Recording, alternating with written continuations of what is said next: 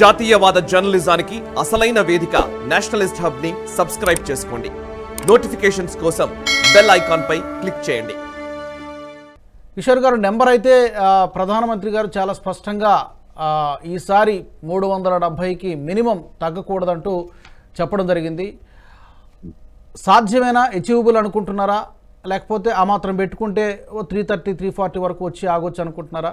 మీ observation ఏంటి? ముందుగా రాజుగారు, మీకు, బండారు రామ్మోహన్ రావు గారికి, అట్లాగే మన NHTV ప్రేక్షకులందరికీ నమస్కారం. ఇప్పుడు అంటే ఎన్నికలు ఇంకొక నెలన్నరలో ఉన్నాయనుకుంటున్నాను. ఇంకా నోటిఫికేషన్ అయితే రాలేదు, కానీ మేబీ నెలాఖరికల్లా నోటిఫికేషన్ వస్తుందేమో అని చెప్పి అందరూ ఊహిస్తున్నారు. సో మళ్ళీ పోయినసారి లాగానే ఏప్రిల్ 10, 11 ఆ రేంజ్లో మళ్ళీ ఎలక్షన్లు ఎలక్షన్ల అంటే ఫేజ్ల వారీగా జరుగుతుంది కదా. మొదటి ఫేజ్ అయితే ఏప్రిల్ 10 ఆ సమయంలో మొదలవ్వచ్చేమో అని అనుకుంటున్నాను. Which gives us around 55 to 60 days అండి, 55 రోజులు.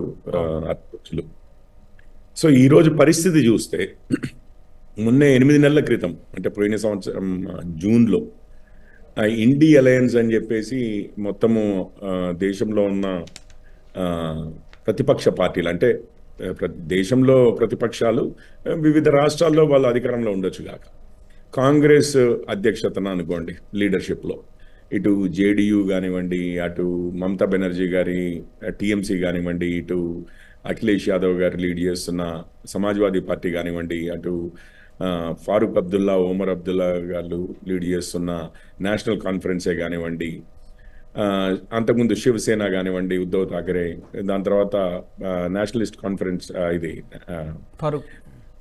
నేషనలిస్ట్ కాంగ్రెస్ పార్టీ పవార్ గారే కానివ్వండి, ఇటు స్టాలిన్ గారు, అట్లాగే ఇక కమ్యూనిస్ట్ పార్టీలు, ఇవన్నీ కలిసి ఒక కూటమిగా ఏర్పడబోతున్నాయి. పోయినసారి లెక్కలు చూస్తే వీటన్నిటికీ వచ్చిన ఓట్ బేస్ ఏంటంటే ఒక 7% తక్కువ ఉంది NDA కన్నా. సో అందరూ కలిసి పోరాడితే ఆ 7%ని కూడా అధిగమించగలం.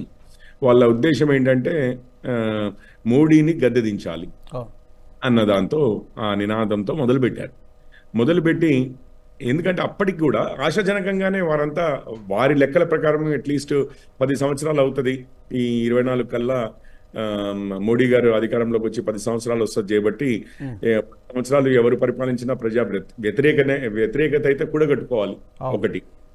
రెండోది ఏంటంటే 2019లో ఎన్నికలకు వెళ్ళినప్పుడు ఇప్పుడు AIDMK కానివ్వండి, శివసేన కానివ్వండి, పూర్తి శివసేన కానివ్వండి, శిరోమణి అకాలీదళ్ కానివ్వండి అక్కడ పంజాబ్లో, ఇవన్నీ కూడా NDA కూటమిలో భాగస్వాములుగా ఉండేవారు.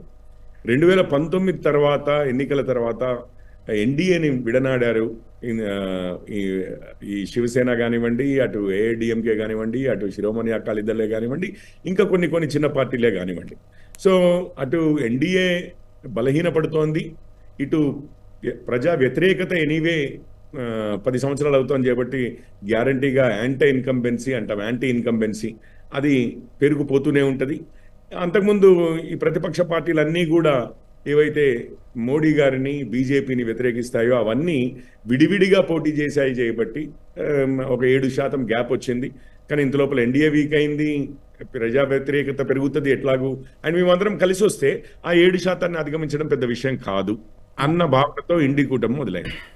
8 నెలల తర్వాత చూస్తే ఈరోజు వెస్ట్ బెంగాల్లో మమతా బెనర్జీ గారు, ముఖ్యమైన వీరు ఎవరైతే ఉన్నారో, అటు ఈస్ట్ నుంచి మనం వస్తే వెస్ట్ బెంగాల్లో మమతా బెనర్జీ గారు, మేము సొంతంగానే అన్ని స్థానాలకి పోటీ చేస్తాం వెస్ట్ బెంగాల్లో అన్నారు. అంటే కూటమి లేనట్లే. ఇటు బీహార్ వరకు వచ్చేసరికి అంతకుముందు జనతాదళ్ యునైటెడ్ మన వీరు నితీష్ కుమార్ గారు ఏదైతే NDAల నుంచి వెళ్ళిపోయారో మళ్ళీ బ్యాక్ NDAలోకి వచ్చారు. కొంచెం యువతలకు వచ్చి సమాజ్వాదీ పార్టీ అంటేనేమో ఒక 10, 13 సీట్లు ఇస్తాము, అది కూడా మేము కోరుకున్న సీట్లే మీకు ఇస్తాము అని చెప్పేసి కాంగ్రెస్కి చిన్న ఆఫర్ ఇచ్చింది. అది 400 సీట్లలో ఒక 14 సీట్లో 13 సీట్లో ఏమో ఇస్తామని చెప్పి అంటున్నారు.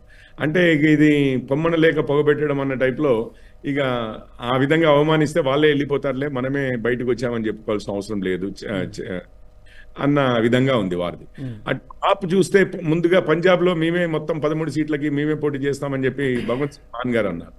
దాని తర్వాత ఢిల్లీలో అరవింద్ కేజ్రీవాల్ గారు మేమే 7 పోటీ చేస్తామన్నా.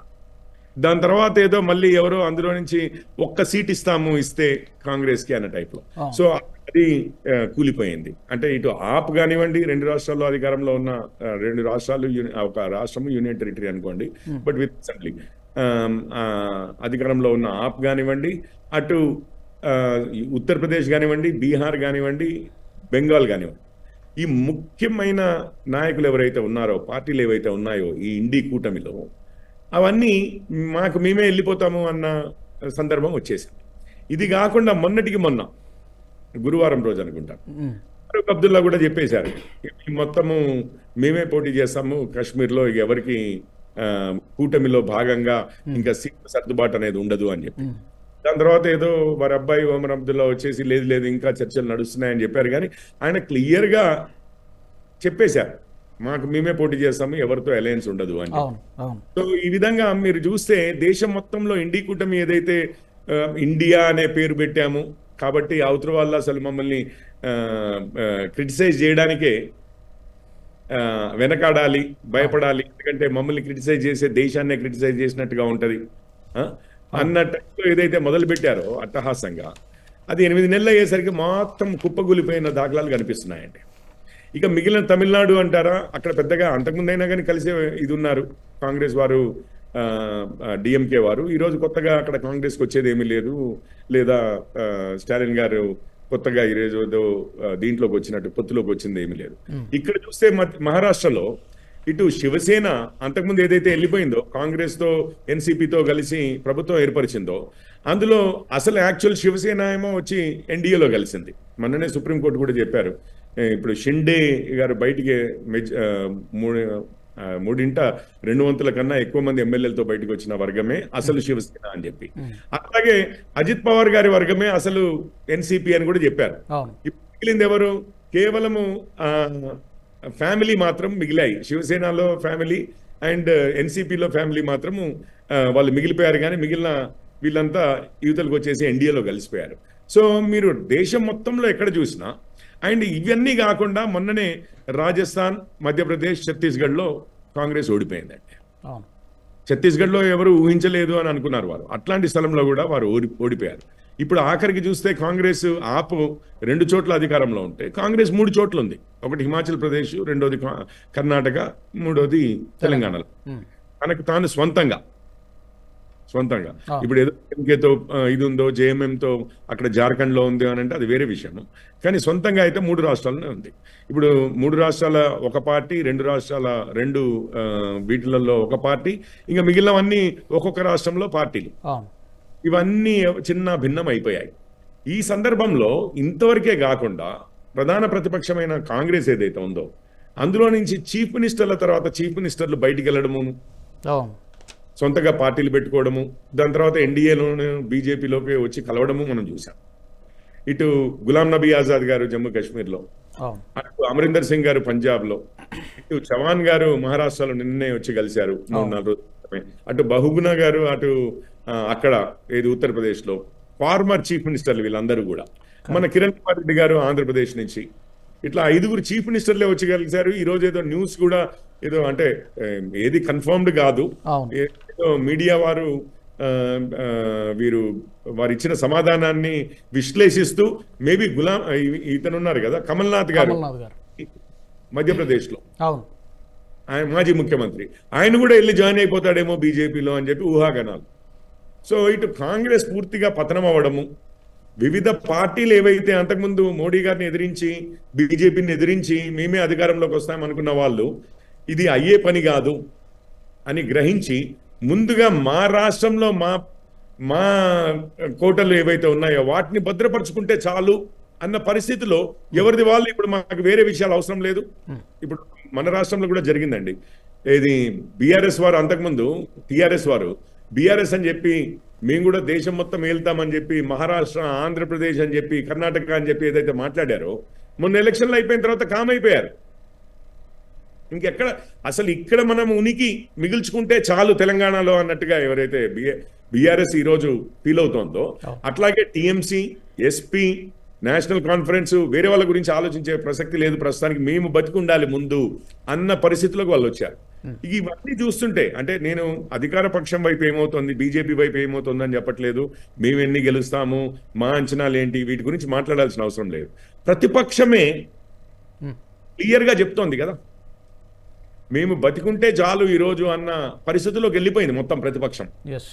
వారు ముందు మేము అందరం కలిసి ఆయన ఓడించడమో ఈయన ఓడించడమో కాదు, ముందు బతికుంటే బలసాకు తినొచ్చు, ఇంకో 4 రోజులు బతికిన తర్వాత పరిస్థితులు ఎట్లుంటాయో చూసుకుందాము అన్న టైప్లోనే ఈరోజు ఎవరిది వారు ముందు మా ఉనికి మేము మిగుల్చుకోవాలి అన్న పరిస్థితిలోకి వచ్చేసారు. ఇక పెద్ద విషయాలు మాట్లాడకండి, మా రాష్ట్ర వరకు మేము చూసుకుని బతకగలిగితే చాలు అన్న పరిస్థితిలోకి వచ్చేసారు.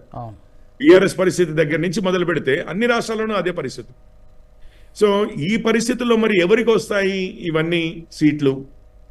మరి పోయినసారి 303 వచ్చాయి, ఈసారి మరి పరిస్థితులు బీహార్లో కానివ్వండి, వెస్ట్ బెంగాల్లో, అంటే కాకపోతే నార్త్ ఇండియాలో బీజేపీ ఆల్రెడీ శాచురేట్ అయిందని చెప్పి మాట్లాడుతూ ఉంటాము. నిజమే, రాష్ట్రాల్లో 100% ఆల్రెడీ వచ్చేసాయి అంతకుముందు. ఢిల్లీ కానివ్వండి, పంజాబ్ అంటున్నాను సారీ, గుజరాత్ కానివ్వండి, రాజస్థాన్ కానివ్వండి, ఈవెన్ మధ్యప్రదేశ్, ఛత్తీస్గఢ్ వీటిలలో కూడా విపరీతంగా వచ్చాయి, కర్ణాటక కూడా వచ్చింది. సో ఇప్పుడు ఎక్కడి నుంచి ఎక్కువ వస్తాయి మరి 303 నుంచి ఇంకా పెరగాలంటే ఎట్లా అన్నది ఒకటి అడుగుతూ ఉంటారు.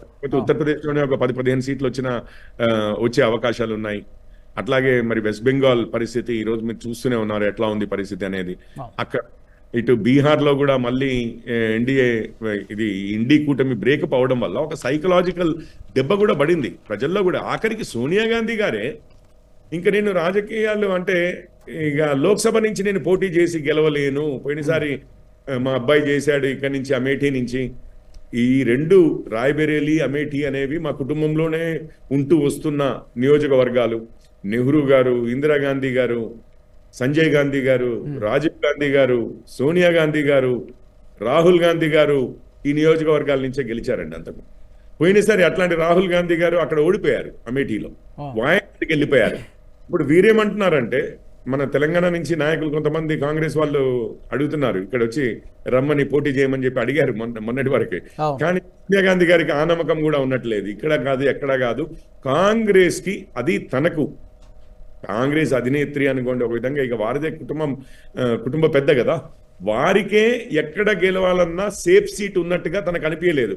వెళ్ళి రాజస్థాన్ నుంచి రాజ్యసభకి నామినేషన్. మరి అది ఏం సిగ్నల్ వెళ్తుందో మీకు తెలుసు, కాంగ్రెస్ వారికైనా కానీ. మూలిగే నక్క మీద ఏదో అంటారు కదా పడ్డట్టు, ఇప్పుడు అధినేత్రే ఈ యుద్ధ క్షేత్రం నుంచి వెళ్ళిపోతే పారిపోయినట్లుగా అయితే ఇక మిగిలిన వాళ్ళు ఫైట్ చేసే వాళ్ళ మానసిక పరిస్థితి ఏ విధంగా ఉంటుంది?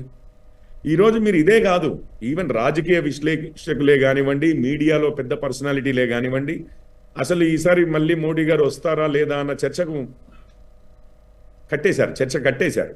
నిజంగానే 370 వస్తాయా, 350 దగ్గరే ఆగుతారా, లేదు 330?